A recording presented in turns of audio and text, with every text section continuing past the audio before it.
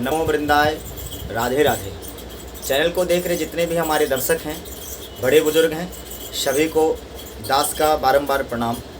और कहना चाहूँगा, जो विवादों में सुर्खियों में छाया हुआ विवाद ब्राह्मण और यादव भाई में, इटावा दादरपुर गांव का जो मामला है, संत मुकुटमणि यादव जी अग्निहोत्री लिख करके कथा वाचन करने गए व्यास मंच पर, आज सोशल मीडिया के माध्यम से पूरे देश भर में चर्चा में है।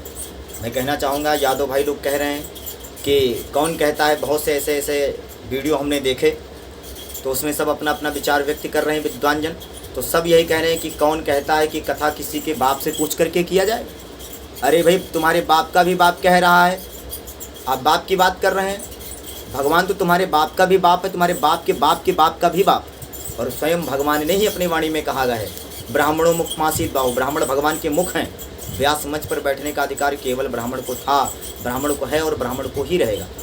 हाँ, जितने भी हमारे अदर भाई लोग हैं, अगर वो कथा कहना चाहते हैं, भगवान की कथा का रसास्वादन कराना किसी को चाह रहे हैं, तो बिल्कुल आप कहिए, हम आपका सम्मान करते हैं, हृदय से धन्यवाद भी देते हैं। और बड़ा ही खुशी का अर्थ का विषय है कि कम से कम आपने सदमार्ग पकड़ा, अपने सनातन को जानने के लिए, अपने धर्म को, शास्त्र पुराणों को जानने के लिए एक बीड़ा उठाया।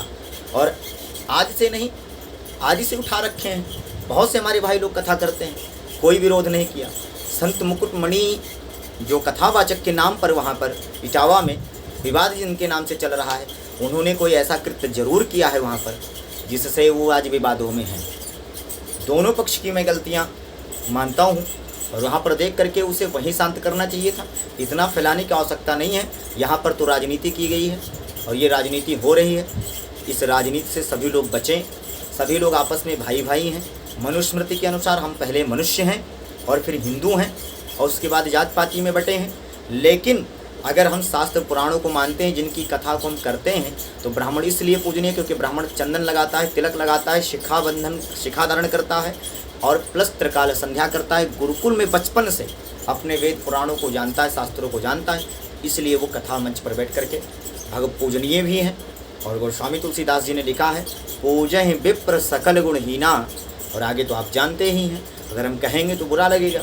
इसीलिए आपसे निवेदन है कि हमारी बात को बुरा ना मानते हुए भगवान की बातों को मान करके चलिए, भगवान की शरणागति लीजिए, तभी हमारा धर्म मजबूत होगा और हम सभी एक हो पाएंगे। नहीं तो बीच वाले फ़ायदा उठाएंगे और हम आप आपस में लड़ मरेंगे।